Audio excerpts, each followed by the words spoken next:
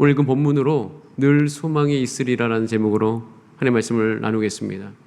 하나님의 나라는 소망의 나라입니다.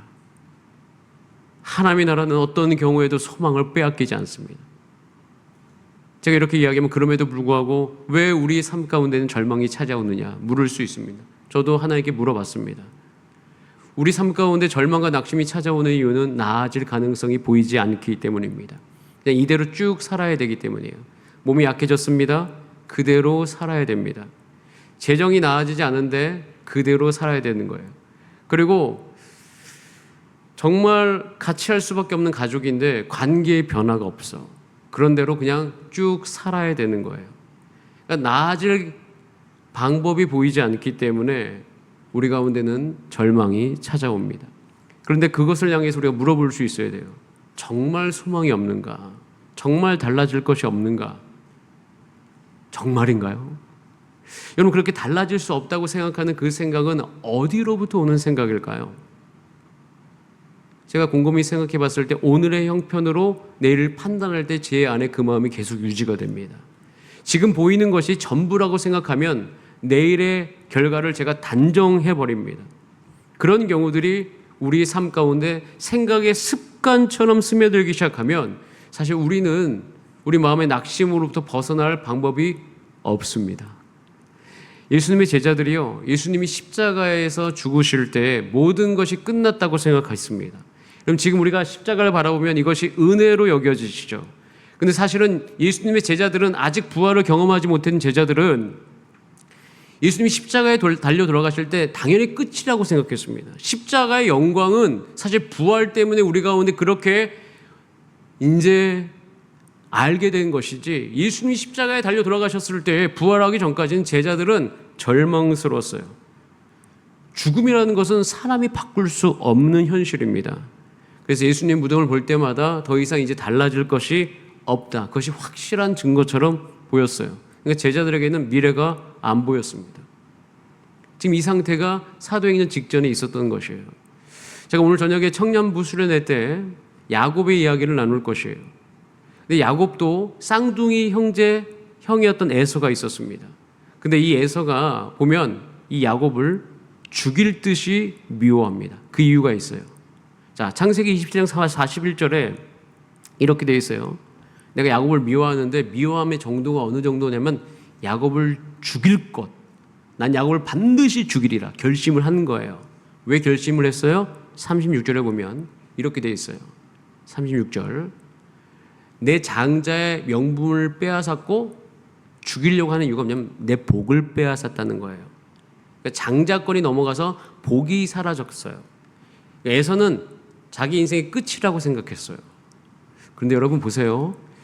에서가 지금 이 야곱에게 넘어간 장자권이 무엇인지, 이게 실제로 무엇인지를 알았을까요? 몰랐을까요? 전혀 몰랐습니다. 이건 지금 야곱도 모릅니다. 그러니까 에서가 지금 이 장자권의 복이 넘어가서 내 복이 빼앗겼다는 것은 무엇을 의미하냐면 그것은 이삭의 재산입니다. 그의 아버지였던 이삭이 굉장한 거부입니다. 무슨 아브라함에게 물려받은 것도 많은데 받은 거에 플러스 돼가지고 엄청나게 하나님께서 부어주셨어요. 그러니까 이삭은 정말 부자 중에 부자였어요. 그런데 그 부자됨에 있어서 그 재산이 자녀에게 흘러가야 되는데 이제 그 쌍둥이다 보니까 사실은 그것에 대해서 소망이 있었겠죠. 아버지 재산을 내가 얼마나 물려받을까. 근데 야곱을 죽이려고 했던 이유는 그 재산 때문이에요. 재산이 야곱에게 갈 거라고 생각했어요. 그러니까 장자권, 복을 아버지로부터 물려받을 재산이라고 생각했던 것입니다. 그래서 그 복됨의 기도가 끝났을 때 이제 나는 끝이 났구나. 무엇이 끝이 났어요? 나에게 올 재산이 없겠구나. 그래서 에서가 죽이려고 했던 거예요. 근데 그 마음이 언제 조금 누그러지냐면요, 창세기 32장 10절에서 야곱이 떠났을 때 누그러집니다. 왜 그 마음이 좀 풀리냐면 야곱이 도망가듯이 집을 나갔거든요. 근데 나갈 때 가져갔던 것은 지팡이밖에 없어서였습니다. 그러니까 에서는 야곱을 왜 죽이려고 했냐면 재산을 빼앗아갈 사람으로 여겼기 때문에 그를 죽이려고 했어요. 그러니까 재산이 내게 오지 않는 것이 그에게 끝같이 느껴진 것이죠. 근데 이제는 야곱이 에서의 눈에 야곱이 떠났어요. 떠날 때 지팡이만 가지고 떠났어요. 비로소 에서가 안심합니다. 이제 더 이상 내 눈에 위협적인 존재가 보이지 않는 거예요. 야곱은 그저 아무것도 가지지 못한 도망자였기 때문인 것입니다. 그래서 안심하면서 20년을 살아가고 그 모든 상황 속에서 이삭의 대부분의 재산은 결국 에서의 손에 들어가게 됩니다. 자, 그런데 20년 뒤에 다시 야곱을 만나게 되죠. 야곱이 찾아옵니다. 그래도 야곱이 힘들게 살아서 삼촌 라반으로부터 자기의 몫을 가지고 가족들과 함께 돌아오는 거예요. 근데 우선은 야곱에게는 부인이 많았습니다. 부인이 4명이에요. 정부인 2명, 그 다음에 그 옆에 딸린 첩까지. 사실은 인원이 굉장히 많았겠죠. 이제 돌아오는데, 돌아올 때 이 돌아오는 소식을 에서가 들었을 때 가장 먼저 생각했던 것이 무엇일까요? 이놈 봐라. 이제 자기에게 있는 그 장자권을 주장하려고 오나 보다. 그러니까 결국에는 어떤 일이 발생합니까? 에서의 입장에는 내 재산을 분할해야 되는 문제가 생기기 시작합니다.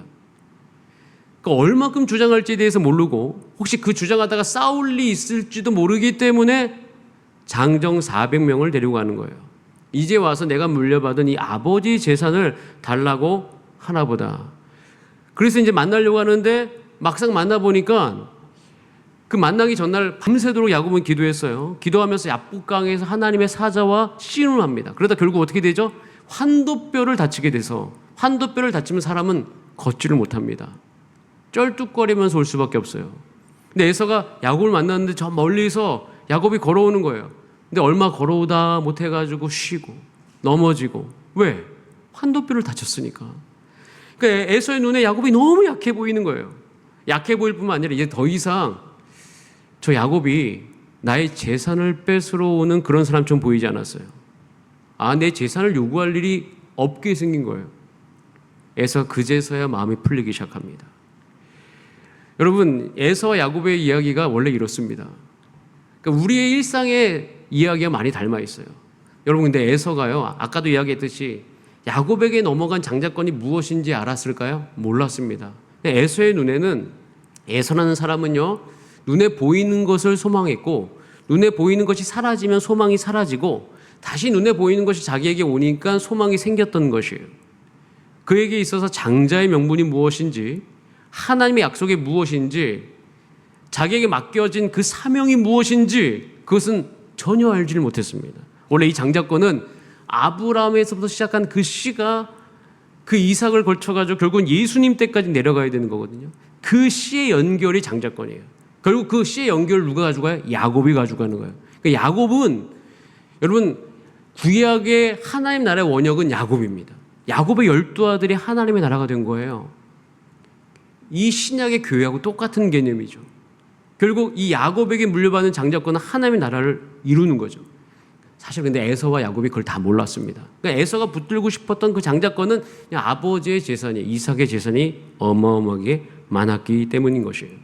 그렇기 때문에 그에게 있어서 소망은 눈에 보이는 것이 오면 생기고 눈에 보이는 것이 없으면 사라지는 것이 에서에게 있어서 소망이었습니다. 여러분, 제자들도 똑같아요. 제자들도 예수님이 보이면 소망을 가졌습니다. 예수님 정도 있으면 그래, 예수님께는 인생을 걸어볼 만해. 야, 오병이어의 기적 너무 환상적이야. 병든 자를 고쳐? 야, 예수님 정도면 이제 로마 정도는 쉽게 이길 수 있겠다. 그런데 그 예수님이 죽으신 거예요. 이건 자신들이 기대했던 미래와는 너무 다릅니다. 우리가 기대했던 그 나라. 예수님이 제자들이 무엇을 기대했냐면 이런 이야기도 하잖아요. 예수님이 왕위에 오르실 때 나를 오른편, 나는 좌편에 있게 하소서. 예수님이 이야기해요. 너 그 무슨 이야기인지 알고는 하는 이야기인가? 물어보죠. 예수님의 나라는요, 죽음으로써 고난으로써 세울 나라예요. 이 세상 속에서 어떤 정권을 세워서 권력을 휘두르는 나라가 아니란 말이죠. 그래서 예수님께 묻는 거예요. 예수님이 제자들에게 묻는 거예요. 너 무슨 얘기인지 알고 구하는 거니? 그들은 예수님이 십자가에 죽으실 때 그들이 그토록 바랐던 그 나라, 그리고 그 나라를 예수님이 세우시면 거기서 권력을 휘두를 것에 대한 소망, 그것이 완전히 다 사라졌습니다. 우리도 마찬가지예요. 우리의 소망이 어디에 있습니까? 통장에 숫자에 있을 때가 있죠. 주식의 오늘 하루의 변동이 있을 수 있죠. 내 인생의 건강의 상태에 있을 수 있습니다. 여러분, 사실은 이게 다 썩어질 것이에요. 아무리 육체의 소망을 가져도 물론 열심히 관리하는 건 중요합니다. 왜냐하면 사명을 이루어야 되기 때문에. 하지만 열심히 관리해도 저도 언젠가는 육의 장막을 벗습니다. 흙으로 될 것이에요. 아무리 발버둥 쳐도 피할 길이 없어요. 그럼 우리 사실 실존적 본질은 거기에 소망을 두기 시작하면요, 소망은 당연히 없어지는 게 맞습니다. 소망은 날마다 사라지겠죠. 이게 에서와 같이 하나님이 하나님의 백성에 주신 장자권을 이해하지 못하기 때문인 것이에요. 여러분에게 주어지는 그 하나님 나라를 이룰 그 상속자의 사명, 따라서 나는 하나님 나라를 상속받은 사람이다. 성경에서 분명히 이야기하고 계십니다. 예수님을 영접한 사람은 천국 백성이 됐다는 것은 천국을 이룰 자라는 것이에요. 자, 그럼 하나님이 주시는 그 장자권이라는 것이 무엇일까? 사도행전에 분명히 나와 있어요. 자, 사도행전 1장 3절 한번 다시 읽어보겠습니다. 시작. 그가 고난받으신 후에 또한 그들에게 확실한 많은 증거로 친히 살아계심을 나타내사 40일 동안 그들에게 보이시며 하나님 나라의 일을 말씀을 잠깐 멈춰주세요. 죽으신 이후에 살아나셨죠. 그리고 그 소망을 불러일으키기 위해서 예수님이 계속하셨던 것은 딱 세 가지입니다. 많은 증거로, 그러니까 두 가지죠. 결국에는 살아계심을 나타내시고 40일 동안 함께 하신 것. 이게 뭐 두 개로 볼 수 있고 하나로 볼 수도 있고요. 그렇게 보여주시면서 40일을 함께 하셨고요. 그 기간 동안에 하나님 나라의 일을 말씀하셨습니다. 이것을 행하셨어요. 여기서 우리는 묵상해 봐야 됩니다. 예수님이 고난받고 죽으셨을 때에 왜 제자들은 절망했을까? 그 이유는 그들의 미래가 함께 끝났다고 생각했기 때문이에요. 십자가는 그 시대의 저주입니다. 그 시대의 절망이에요. 사실 정말 맞습니다. 예수님이 십자가에 죽으셨을 때 제자들이 함께 죽은 게 있습니다. 그것은 로마 정부에 대한 보복에 대한 소망이 완전히 끊겼습니다. 그 정부를 없애고 다시 이스라엘을 회복시킬 그 소망은 끊겨버렸습니다. 그리고 그 나라가 세워졌을 때 내가 한 자리를 차지하고자 하는 소망도 다 사라졌어요. 이게 사실 굉장히 중요합니다. 그래서 원래 성경을 읽다 보면 진짜 소망이 무엇인지를 알게 되고 그를 찾아가게 되어져요. 예수님의 십자가 사건 속에서 제자들은 그들이 지금까지 가지고 있었던 모든 소망은 다 끊겨버렸어요. 그리고 그들이 가지고 있었던 소망이 끊겼을 때 그 모든 소망이 사라진 제자들에게 하나님은 부활로 답을 하십니다. 부활하심으로. 그러니까 예수님의 부활로 그 소망에 대한 답을 하시는 거예요. 소망을 잃어버린 제자들 가운데 예수님의 부활로 말미암아 그들을 다시 일으키시는 거예요. 그러니까 제자들의 모든 상황 속에서 이제는 제자들이 바뀌기 시작합니다. 살아계신 예수님을 봤습니다. 부활은 사실이에요. 우리가 교회를 다니면서 부활을 믿지 못한다. 교회는 생명력을 가질 수가 없습니다. 여러분, 제자들은요, 이렇게 할 수 있어요. 어떤 사람이 죽었다가 살아나는 걸 봤어요. 우와, 신기한 일이다. 이 정도의 일일까요, 부활이? 예수님의 부활은 그것뿐만이 아닌 것이에요. 예수님이 십자가형을 당하셨습니다. 그 십자가형 안에서 인간의 모든 죄악들이 고스란히 다 드러나게 됐죠. 제자들은 그 순간에 모든 희망이 다 꺾였습니다. 제자들은 다 도망가고 고기 잡으러 갔습니다. 근데 제자들이 부활하신 예수님을 본 거예요. 그때 제자들은 무엇을 의미하는지를 정확하게 알기 시작합니다. 3년 6개월 동안 예수님이 말씀하셨던 하나님의 나라, 하나님이 통치하는 시대가 예수님의 부활로부터 시작되었다. 한번 따라하겠습니다. 하나님의 나라가 시작되었다. 이걸 정확하게 알기 시작합니다. 그러면서 하나님은 신실하시다. 하나님의 능력이 있으시다. 하나님 나라를 사랑하신다. 예수는 그리스도이다. 그리고 그 사실을 정말로 믿기 시작했습니다. 믿기 시작하면서 한 가지 소망을 더 갖게 되는데 이것은 예수님이 부활하셨기 때문에 오순절 다락방에 성령이 그들 가운데 왔을 때 그들 가운데 동일하게 가질 수 있었던 것은 나도 부활한다는 거예요. 부활의 소망을 갖게 됐습니다. 초대교회 역사를 공부하다 보면 정말 이해가 안 되는 것이 이들이 도망갈 수 있었음에도 불구하고 도망가는 것을 포기합니다. 오히려 그냥 죽기로 결정합니다. 그들이 믿음이 좋아서 신앙이 숭고해서 이렇게도 이야기할 수 있었지만 이걸 오히려 바꾸어 이야기하는 것이 좋습니다. 그들은 정말 믿었던 게 뭐냐면 지금 내가 목숨을 10년, 20년 더 연장하느니 그냥 지금 예수를 부인하지 않고 죽는 게 낫다라고 생각했어요. 왜? 부활을 받기 때문에. 나는 반드시 다시 살아나고 나는 영원히 산다는 것을 믿었어요. 그래서 요한계시록의 끝은 우리가 다시 하나님 나라에서 만날 것에 대한 이야기를 하게 되어져요. 이것이 성도의 소망이고 장례식에서 우리가 하나님을 예배할 수 있는 유일한 근거가 되는 거예요. 그걸 정말 믿기 시작하니까 두려움이 사라지기 시작합니다. 한 번 죽는 것은 정하신 거지만 그 안에서 우리는 영원히 산다는 소망이 교회에 있게 되어졌죠. 그럼 십자가가 지금 우리 가운데 영광스럽게 여겨지는 이유는 예수님이 다시 살아났기 때문인 것이에요. 그 예수님을 만나기 시작합니다. 그리고 예수님의 그 부활을 경험하고 믿음과 소망이 다시 생기기 시작하니까 그 부활을 본 제자들이 모이기 시작했어요. 그럼 제자들은요, 서로를 그렇게 썩 좋아하지 않습니다. 하나님 나라를 이룬 12제자, 그리고 구약의 12지파는 참 신기해요. 그리고 그거 바라보고 있으면 소망을 가져요. 이유는 뭐냐면 그들도 서로를 싫어해요. 사람들이 모이면 서로 다르잖아요. 12제자 너무 달라. 그런데 그 제자가 부활하신 예수님을 경험하니까 같이 소망을 갖고 모여요. 야곱의 12아들, 엄마가 4명이에요. 배다른 형제 12명이 모여있어요. 서로 썩 관계가 좋지 않아요. 그게 한 나라가 됩니다. 그러면서 그렇게 될 수 있었던 것은 썩지 않을 소망이 그들 가운데 다 있었기 때문이에요. 교회는요, 훌륭한 사람들이 모여서 훌륭한 교회가 되는 게 아니라 예수님을 믿는 자들이 모여서 교회가 되는 거예요. 예수님의 부활을 믿는 자들이 모여서 교회가 되는 것이에요. 그럼 교회에 와서 너무 훌륭한 인격을 기대하지 마세요. 아직 우리가 더 나아가야 될 방향이 많습니다. 오히려 하나님 손에 붙들림 바 되는 것을 오히려 목표로 하세요.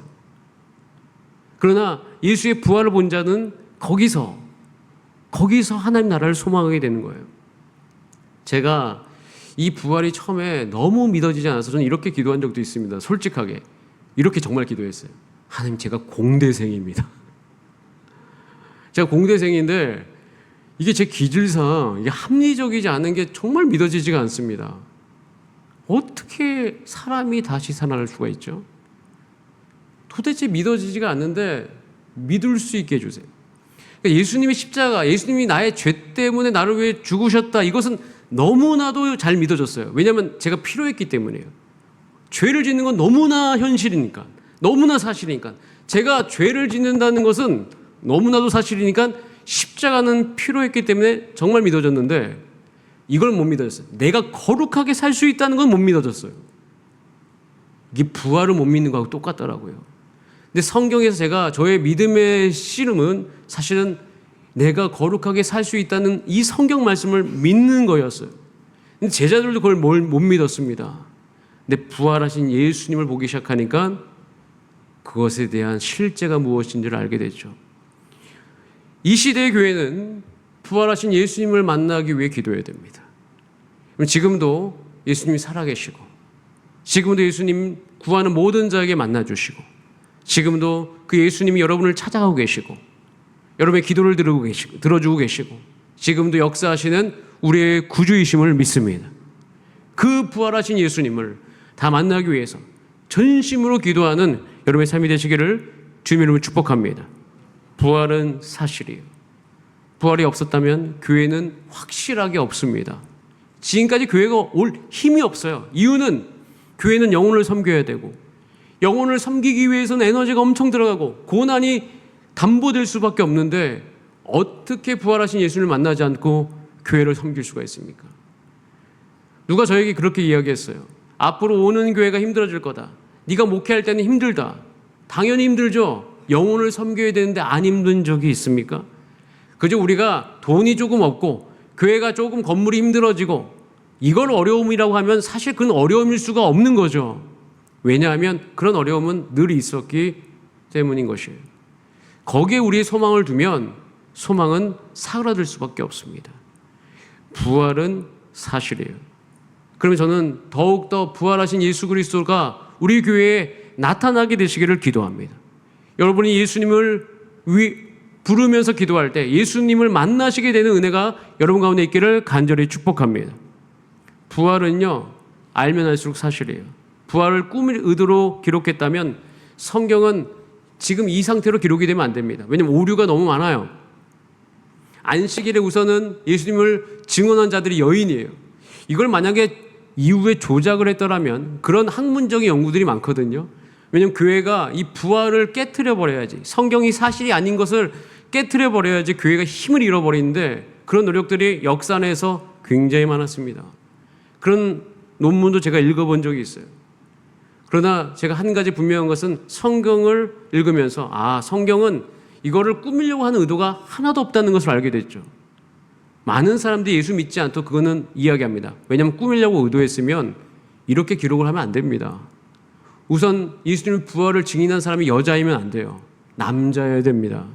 그리고 또 놀라운 것은 마태, 마가, 누가, 요한에 천사가 나타났을 때 기록이 다 달라요. 마태복음은 주의 천사 1명, 마가복음은 무덤 안에 한 청년, 누가복음은 2사람, 요한복음도 2천사. 너무 기록이 일치하지 않을 때가 있어요. 그래서 의문을 가져요. 왜 저에게 누가 가져와요? 일치하지 않는다고. 제가 그래서 이렇게 얘기했어요. 어떻게 본 것을 다 기억합니까? 오히려 일치하지 않는 것, 이게 무엇을 이야기하나 그대로 기록했다는 거예요. 성경은요, 우리 가운데 꾸미려는 의도가 없습니다. 그냥 그대로 그들은 기록을 했을 뿐이에요.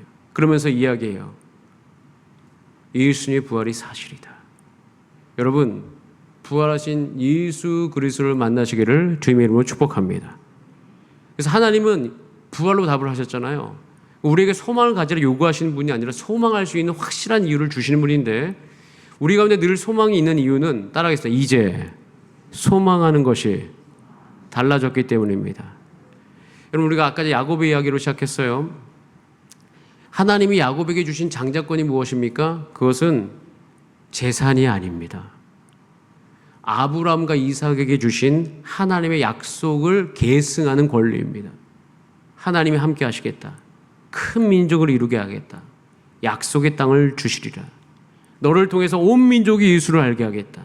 이것이 장자권이었던 거예요. 하나님의 약속을 이어갈 사명인 것이요. 그래서 하나님께서는 야곱도 처음에 믿지 못했는데 그 야곱을 붙들어서 수십 년간을 훈련시키면서 이제는 야곱이 이해하게 됩니다. 그것이 무엇인지. 야복과 그 사건, 그 야곱이 이스라엘로 이름이 바뀐 이후에 이제 우리가 창세기를 나중에 야곱의 이야기를 한번 쭉 다룰 때가 있을 거예요. 그 야곱의 이야기 속에서 정말 이스라엘로 바뀐 다음에 그 야곱은 하나님 나라를 소망하게 됩니다. 그럼 창세기는요, 끝까지 야곱의 이야기예요. 그러니까 우리가 요셉의 이야기로 창세기가 끝난다고 생각하는데 요셉의 이야기는 야곱의 이야기 안에 들어가 있는 거고, 이 야곱의 이야기 안에 요셉이 들어가 있는 이유는 야곱이 결국에는 이게 하나님 나라가 되기 위해서 그 가족이 살아야 되는데 하나님이 주신 은혜를 보여주기 위해서 요셉 이야기가 들어간 거예요. 그 창세기는 원래 야곱의 이야기로 끝나는데 그 끝나는 데 있어서 가장 중요한 것은 뭐냐면 야곱의 죽음입니다. 야곱이 이렇게 죽게 됐는데요, 이걸 들으셔야 돼요. 창세기 47장 27절에 보면 이스라엘 족속이 이제 야곱이 애굽으로 가게 되잖아요. 요셉 때문에. 거기 애굽 고생 땅에서 거주하면서 생육하고 번성합니다. 그리고 47장 28절에 보면 이렇게 되어 있어요. 애굽 땅에서 17년을 삽니다. 꽤 괜찮았을 거예요. 애굽 땅에서 17년 동안 또 총리인 요셉의 그 후원을 받았으면 떵떵거리면서 살게 되었을 거예요. 그런데 그때 야곱의 죽음 때 야곱이 무엇이라고 이야기하냐면 29절 이렇게 이야기합니다. 나를 애굽에 장사하지 말아라. 이 이야기가 우리 가운데 뭘 보여주냐면 야곱은 지금 소망하는 게 달라졌습니다. 옛날에는 장자권을 얻을 때 아빠의 재산 받았으면 좋겠다. 그게 아니에요.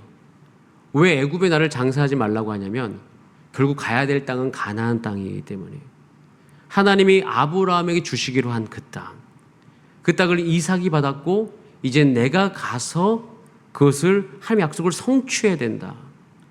아마 야곱이 우리 가운데 보여주는 것은 아마 그의 노년이지 않겠습니까? 그러면 그에게 무슨 소망이 있어요? 사실 그냥 나는 잘 살았다 애굽 땅에서 이렇게 해도 됐는데 그가 모든 힘이 다 빠질 때 진짜 소망하게 되는 거예요. 그 소망은 뭐예요? 하나님의 약속이, 하나님의 나라가 내 삶 가운데, 내 후손 가운데 이루어질 그 소망을 그 마음속에 간직하기 시작합니다. 저도 사람인지라 제가 소망하는 것이 제 육신의 건강함인가, 아니면 내가 살아갈 집의 평수인가, 아니면 내가 지금 운전하고 있는 내 자동차인가, 아니면 내 통장에 찍힌 잔고인가. 만약 이게 소망이라면 목회라는 것은 할 수가 없습니다. 왜냐하면 소망은 거기에 둘 수가 없어요. 매년 바뀌고 매 시간 바뀌는데 늘 소망이 없는 거죠. 우리가 늘 소망이 있는 이유는요, 소망하는 것이 달라졌기 때문이에요. 저는 지금 소망하는 것이 하나님의 나라입니다. 우리 자녀들의 삶 가운데 하나님의 나라가 임하는 것이에요. 그리고 우리 성도의 삶 가운데 하나님의 나라가 임하는 것이, 하나님의 나라라는 것은 하나님의 말씀으로 통치되어지는 그 나라, 하나님의 약속이 그 육체 가운데 이루어지는 그 나라, 그 나라를 소망합니다. 그 나라를 소망하니까 내 삶 가운데 내 육신의 건강이 약해질 때도, 내 삶 가운데 많은 것이 부족할 때라도 내 삶 가운데 소망이 끊이지가 않습니다. 그 소망을 지금은 내 마음속에 두면서 한 걸음 한 걸음 나아가고 있기 때문이에요. 저는 바울을 이해하기 시작했습니다. 바울이 원래 이런 고백을 하거든요. 교회를 위해서 고난을 내 육체에 채운다. 이게 무슨 말인지 이해가 안 됐어요. 왜냐하면 고난은 다 피하고 싶은데 왜 고난을 내 육체에 채우지? 제가 알게 됐어요. 이것은 죄지어서 하는 고난이 아니라, 여러분, 제가 대학부를 섬기기로 결정하고 청년회를 섬기면서 쉽지가 않습니다. 만약에 이것을 위해서 쓰는 수고를 고난이라고 한다면 진짜 고난스럽습니다. 정말 힘듭니다. 여러분이 만약에 올 초에 정말 하나의 마음을 품고 내가 한 영혼 살려보리라 해가지고 한 영혼을 만약 품으신 분이 있고 지금 섬기시는 분이 있다면 아마 지금 좀 굉장히 힘드실 거예요. 왜냐하면 한 영혼에게 하나님의 나라가 이루어지는 것은 그걸 섬기는 자의 큰 고난을 담보하고 있기 때문이에요. 바울이 한 가지 안 것이 있어요. 영혼을 정말 살리려면, 영혼을 위한 교회가 되려면 고난이 없을 수가 없구나. 그래서 기도하는 거예요. 이 고난을 채운다. 근데 이 고난은 앞으로 내가 누릴 그 영광과 비교할 수 없는 거예요. 한 영혼을 섬기는 고난을 내가 관통했을 때 그 영혼이 세워지면, 제가 어제 저녁에 누렸던 기쁨이었어요. 아이들이 살아나기 시작하는구나. 그 살아나는 모습을 보니까 그동안의 모든 수고가 씻은 듯이 없어지는 것을 경험하는 거예요. 그 마음으로 고난을 채운다고 이야기하는구나. 그러면서 그가 영원히 사모했던 것은 하나님의 나라예요. 그럼 여러분, 육체가 하나님의 나라가 되기를 간절히 소원합니다. 여러분의 자녀들 가운데 하나님의 나라가 이루어지게 되기를 간절히 소원합니다. 그러니까 하나님 나라가 이루어지기를 자녀들에게 소망하기 시작하면 자녀들이 지금 잘 먹고 잘 사는 것 같고 안심할 수가 없습니다. 우리 안에 열정이 일어날 수밖에 없어요. 자, 우리 로마서 8장 17절 말씀을 같이 한번 읽어볼까요? 로마서 8장 17절 시작. 자녀이면 또한 상속자 곧 하나님의 상속자요 그리스도와 함께한 상속자니 우리 곧 그와 함께 영광을 받기 위하여 고난도 함께 받아야 할 것이니라. 제 친구가 지금 교회가 굉장히 부흥하고 있습니다. 개척한 지 10년 만에 2,500명이 넘어가고 있습니다. 그래서 다 좋은 줄 알아요. 근데 그 친구의 삶을 제가 잘 압니다. 고난이 너무 많아요. 그의 아내는 지금 암으로 6번째 수술을 했습니다. 아내가 80년대 중반생입니다. 굉장히 어려운 상황들이 많습니다. 그 친구를 만날 때면 항상 이야기하는 것이 고난도 많고 은혜도 많다. 그러면서 생명이 일어나는 것을 보게 되어집니다. 하지만 그 친구를 바라보면서 제가 한 가지 배우는 것은 소망을 잃지 않습니다. 늘 소망이 있어요. 어떻게 그렇게 아픈데도 그 수술방 앞에서도 소망을 잃지 않을 수 있을까? 하나님 나라를 바라보기 때문이에요. 저도 지금 사도행전을 나누면서 꿈을 꿉니다. 사실 저도 우리 성도님 위해 기도할 때면 마음이 타들어갈 때가 있어요. 주님, 빨리 낫게 해주세요. 주님, 빨리 회복시켜 주세요. 주님, 이 어려운 상황을 빨리 이기게 해주세요. 그런데 이 바뀌지가 않는 시간으로 뭐 한 달, 두 달 가다 보니까 마음이 답답해져 가는 거예요. 소망이 사그라들잖아요. 그러면서 한 가지 기도해요. 하나님 나라를 바라봅니다. 하나님 나라가 이루어지게 하여 주옵소서. 썩지 않는 그 하나님의 나라가 그 성도의 삶 가운데, 우리 삶 가운데 이루어지게 하여 주옵소서. 전 야곱을 바라봅니다. 눈에 보이는 것에만 소망을 두고 살았다면 그는 아마 빨리 소망을 잃어버렸을 거예요. 그런데 약속의 성취를 바라보니까 여러분 보세요. 에서는 사라졌지만 야곱의 영향력은 지금까지 남아 있습니다. 저는 여러분 신앙생활을 할 때 한 가지를 꿈꾸셨으면 좋겠습니다. 나의 삶이 우리 자녀들 가운데 하나님의 살아계심을 보여주는 삶이 되기를 원한다.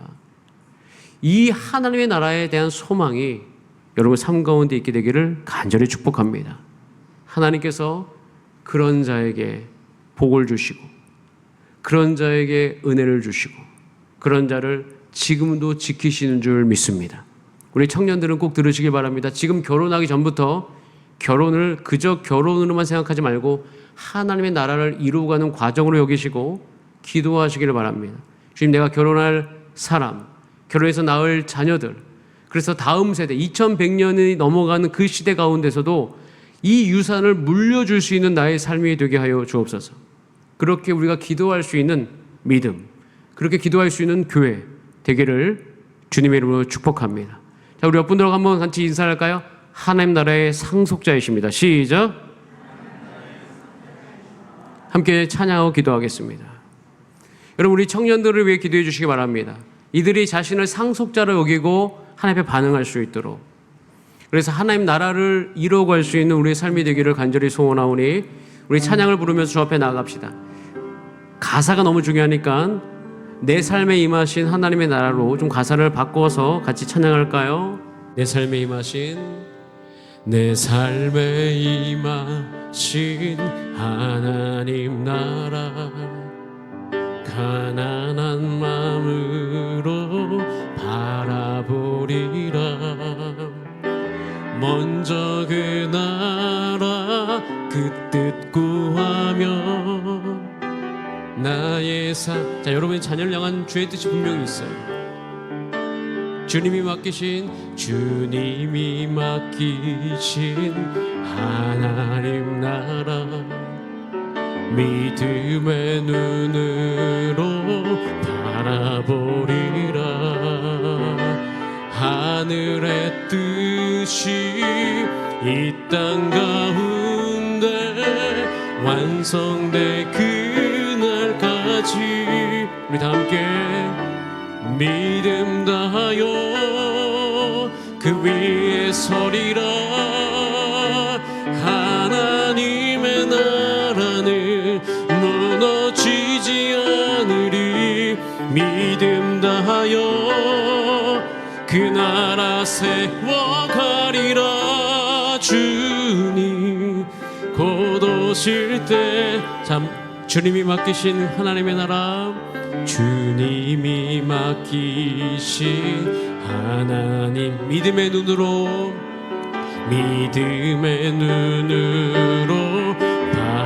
하늘의 뜻이 이 땅 가운데, 하늘의 뜻이 이 땅 가운데 완성될 그날까. 자, 우리 다 함께 믿음 다하여 그 위에 서리라. 하나님의 나라는 무너지지 않으리.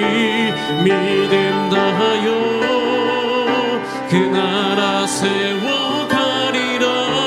주님 곧 오실. 자, 예수 믿는 것은 할렐루야. 예수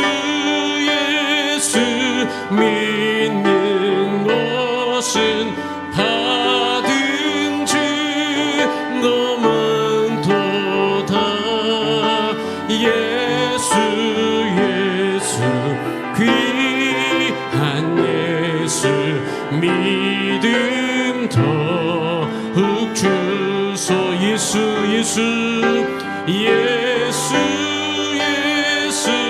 믿는 것은 받은 증거만 도다. 예수 귀한 예수 믿음 더욱 주소서. 우리 기도할 때 여러분 예수님 영접하시고 성도가 되었습니다. 하나님 나라의 씨앗이 심겨졌습니다. 하나님이 이루실 약속의 말씀을 통독하는 가운데 보여주십니다. 하나님의 약속은 반드시 성취되어집니다. 여러분 육체 가운데 이루실 하나님의 약속, 여러분의 자녀들 가운데 이루어질 약속, 여러분의 기업을 향한 하나님의 약속 주장하면서 기도하세요. 주님, 나의 삶 가운데 그 하나님의 약속이 이루어지게 하여 주옵소서. 우리 다 함께 합심으로 주 앞에 기도하시겠습니다. 살아계신 하나님 아버지, 예수님 부활하셔서 우리 가운데 영원한 소망을 주시니 감사합니다. 그 예수님의 부활로 말미암아 아버지 교회는 소망을 얻었습니다.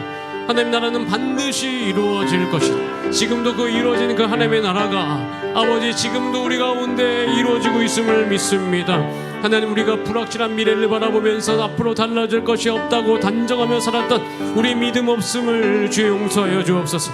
통장을 바라보면서, 사람의 평가를 바라보면서, 지금의 조건 바라보면서 주의 약속을 확신하지 못했던 우리의 마음을 주께서 붙들어 주시며, 부활하신 예수님을 만나 바뀌은 제자들처럼 이제는 그 예수님을 바라보기를 원하나이다. 지금도 살아계신 예수님 믿는 자에게 아버지 이루시는 그 예수 그리스도의 놀라운 믿음의 역사를 우리 성도님의 삶 가운데 이루어 주시기를 간절히 소원하나이다. 하나님, 우리 가운데 영원한 생명을 주셨고 아버지 우리로 하여금 아버지 하나님의 나라를 통치를 받으며 살게 하시니 감사드립니다. 아버지 모든 상황 속에서 하나님의 살아계심이 드러나게 하여 주시기를 간절히 소원하나이다. 하나님 도와주옵소서. 우리 육체 가운데 하나님의 나라가 이루어지게 하여 주시고, 우리 가정 가운데 하나님의 나라가 이루어지게 하여 주시고, 우리 일터 가운데 하나님의 나라가 이루어지게 하여 주시기를 간절히 소원하나이다. 하나님, 우리 욕구가 세상에 있지 않게 하여 주시기를 간절히 소원합니다. 제자들이 부활하신 예수 그리스도를 보고 소망을 붙들어 아버지 하나님의 나라가 태동되었듯이 우리도 이 시대 가운데 그 약속 붙들고 하나님 나라를 이루며 살아가기를 소원하오니 영원히 살아나게 하여 주옵소서. 하나님, 우리 성도님들이 살아나게 하여 주옵소서. 우리 성도님들이 지금의 상황 속에서 믿음으로 말미암아 하나님이 이루실 그 하나님의 나라를 바라보게 하여 주옵소서.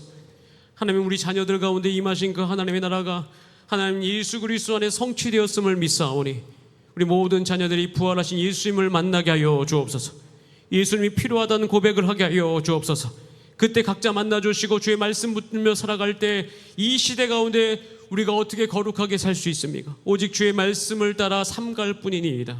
말씀을 생명으로 여기게 하여 주시고 그것을 매일 먹게 하여 주시고 살아가면서 우리 삶 가운데 하나님 우리의 모든 생각의 습관이, 생각의 해석이 주의 말씀으로 말미암아 성령으로 말미암아 온전하게 되게 하여 주옵소서. 모든 부정적인 말들은 사라질지어다. 근심 걱정 사라질지어다. 소망의 말로 바뀌게 하여 주옵소서. 우리는 천국에서도 만날 천국 백성임을 알게 하여 주시고 그 소망 붙들며 오늘도 한 걸음 한 걸음 더 나아가고 함께 복을 빌며 주 안에 거하게 하여 주옵소서. 예수님의 이름으로 기도드립니다. 아멘. 우리 다 함께 일어나셔서 행복 찬양하시고 축도를